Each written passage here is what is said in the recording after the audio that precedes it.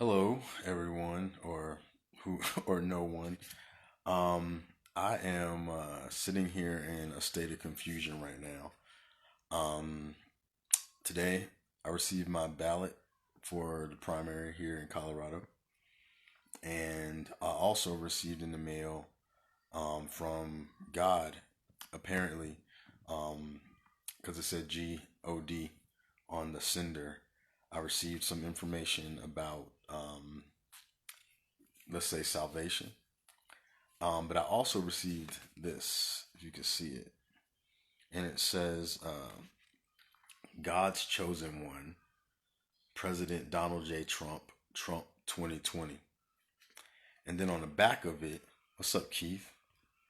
On the back of it, it says, please pray for the president and our nation. He has been chosen by God. Whether you believe this matters not. God says, if you don't support our president, you are committing spiritual treason. Heed these words, or God will hold you accountable. The president is our only chance to deter the end of the world.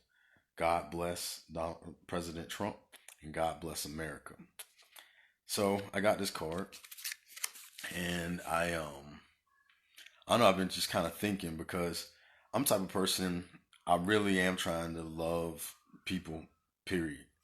Loving everybody on their journey, not trying to tell people that where I am on my journey is necessarily where they need to be on their journey, and to try to listen for the intent of people. Like if they have a good intent at some level, I'm gonna try to figure out what that is. I'm gonna try to listen for that, because I do believe that God is love, and I do believe what it says in the scriptures that you can't say that you love God who you don't see, and hate your neighbor or your brother and sister who you do see. So I'm really trying to live from that to the best of my ability, which means constantly being challenged in my day to day life. And then I get this, and I know that the people who sent this, I believe that most people, I don't think they have like intent to do harm. Like they might be acting out of fear, they might be acting out of paranoia, or whatever the case may be. Even though the scriptures also say there's no fear in love, because perfect love casts out fear, and fear has to do with punishment. So it's talking about perfect love casting out fear, and this person is basically saying, if you don't support the president in the way that they think you should, then that's committing spiritual treason.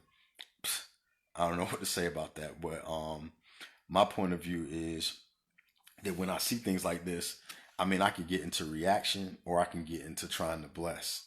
So my first step is to try to pray, pray for all of us, because we really are in a state of confusion right now. And it's kind of ironic that this is 2020. And when you're talking about vision, if a person has 2020 vision, you say they have perfect vision. Now, here we are, it's 2020, and it seems like we got a lot of imperfect vision. So I don't know what that means. Maybe God has a sense of humor. At any rate, I'm making this video because I want to be honest about where I am and my challenges. What's up, Clifton? Um, I want to be honest where I am in my challenges in loving neighbor itself, and also trying to really understand where some people are coming from with this. Because the thing is, from my perspective, in Micah, it says that God requires for us to do justice, love mercy, and walk humbly with our God. That's what God requires of us. And I don't see a lot of that. And I don't see a lot of perfect love casting out fear. I don't see a lot of loving neighbors as self. I don't see a lot of that. What I see is fear, fear, and more fear. Hey, Deborah. And I think that the challenge for people of faith, for people of goodwill, for people who have a moral philosophy, that we can create societies where there is room for everyone, where there are resources for everyone, where there's justice for all, and especially people, black people and people of color. We know for sure enough that justice for all is has not happened yet. And so I can't understand how people who feel, they said that this, I mean, I'm not trying to spit on anybody or anything, but they're saying this is God's chosen one. And we're supposed to be, I'm confused. That's why it's called state of confusion. How is it possible that we're rolling like this? And that we can't um, really live into these principles. It's kind of getting played out, and it's kind of being like, are you guys serious?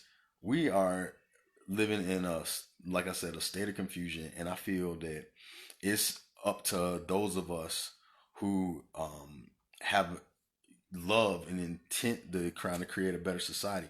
We're gonna have to make the difference. We're gonna have to make the difference because this person, they went through a lot of work to send this to me, and it also came with a ticket to heaven and a subscription for that and a couple other things. So these people are putting in work.